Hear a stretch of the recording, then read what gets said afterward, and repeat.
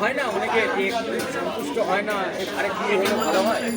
আমি আমার মাকে, আমি যতদিন আমার মায়ের সাথে আমি আমার মা, সেই মায়ের কাছ থেকে আমার দুটো জিনিস চাইতাম। যে প্রথম বলতাম, মা আগে তোমার ভালো থাকিস না, আর সবাইকে ভালো লাগে।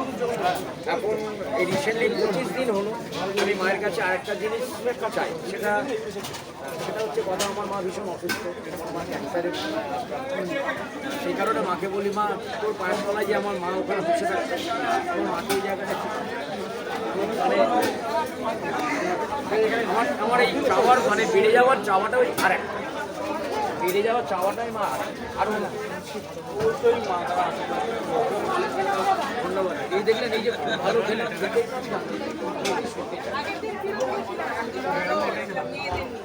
খাবার দিন দিবি, ওই যে ছুটি আর খাবার দিন হয়। আচ্ছা